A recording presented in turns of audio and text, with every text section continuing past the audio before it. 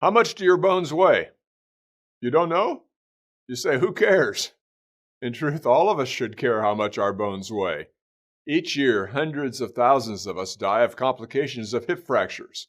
Spinal fractures result in incredible pain and disability. Wrist and metatarsal foot fractures often cause debility as well. Almost all of these fractures occur in older adults, and most of the people who sustain the fractures had no idea that their bones were fragile or vulnerable to fracture. You say to me, well, old people have bad bones. And I would ask you back, well, do all old people have bad bones? If so, how and when did they develop such bad bones? And why did it happen? Obviously, bad bones do not become bad overnight.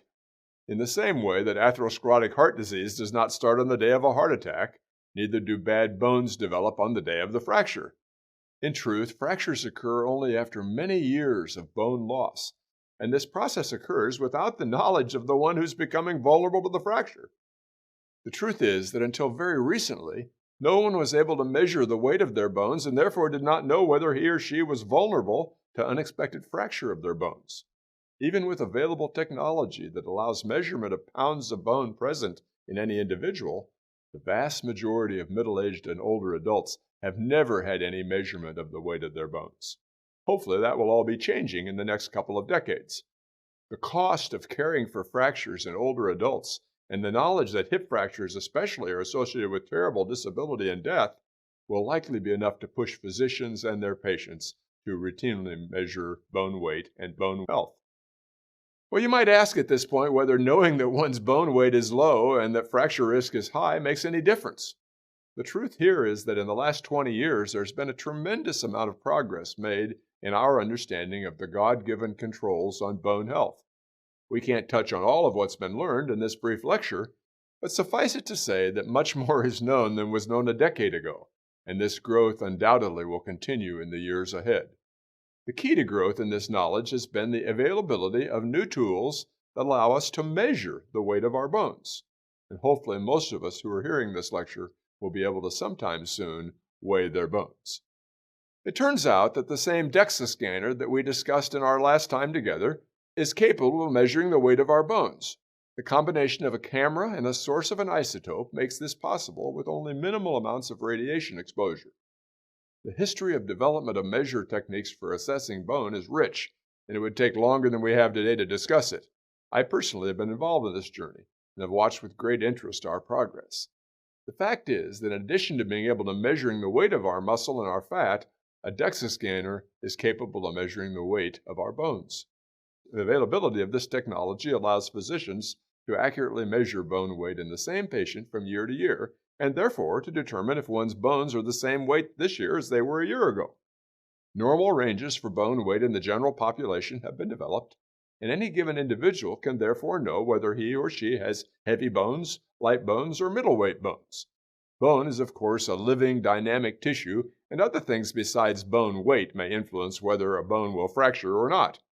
Nevertheless, it turns out that the greatest predictor of bone strength for all of us is the weight of our bones.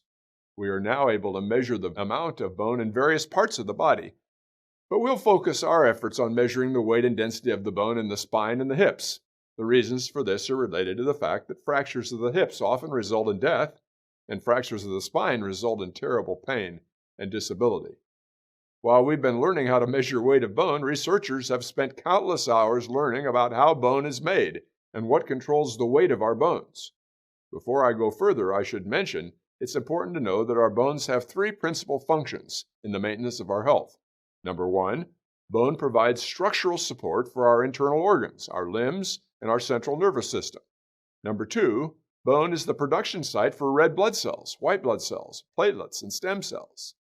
And then finally, number three, bone provides a nutritional reservoir of stored calcium, phosphorus, magnesium, and fat for our body's use on a daily basis. It's a storehouse. But for this brief discussion today, we're going to focus only on the first of these. That's not because the other two areas aren't important, but the first two functions because the support of our body organs structurally is so important in carrying us about, and because fractures are such a terrible source for morbidity and mortality. I suspect, however, that you have never thought about the fact that when your blood calcium level drops below a low dietary calcium, Hormonal changes are put in place that mobilize calcium to be released from your bones. If this problem were not corrected with more dietary calcium, your bones would get lighter and lighter and lose their strength. This is exactly what happens in various kinds of bone disease. It turns out that the weight or density of our bones is tightly controlled by three groups of bone cells, which reside on the insides and the outsides of our bones. These three groups of cells arrive at the bones from different embryologic locations and may begin to do work at any time that influences the weight and density of our bones. The cells are called osteocytes, osteoblasts, and osteoclasts.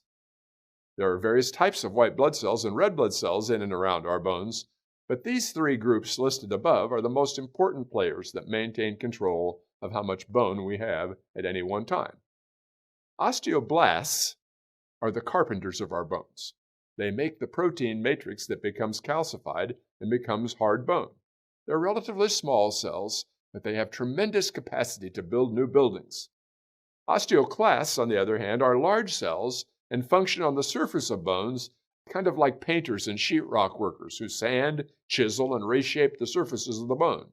If there's a fracture or debris on the bone surface from an injury, osteoclasts are the cleanup guys that remove debris and prepare the surface for the osteoblasts to come and begin making new bone. Osteocytes are really osteoblasts that have been covered with hard bone and are connected by a series of canals to all other osteocytes. They are therefore like a huge net of cells interconnected with each other. They're like wise old men and women who give hormonal signals, chemical signals to the osteoblasts and the osteoclasts, telling them what needs to be done to create enough bone in the right places. Dysfunction of any of these cells will result in either bones that are too heavy or bones that are too light. It is not surprising, therefore, that medical research is looking intensely at how we might stimulate or suppress these groups of cells to do or stop doing what they do for a living. We have learned much about this during the past decade, and it is likely that there's much more to know. In our next session together, we will discuss the various medications and human behaviors that are known to manipulate how osteoblasts, osteoclasts, and osteocytes do their work. I think that you will be surprised at what each of us can do on a daily basis to make sure that our three groups of bone cells are alive and well and doing their work in an optimal way. I'll look forward to seeing you next time.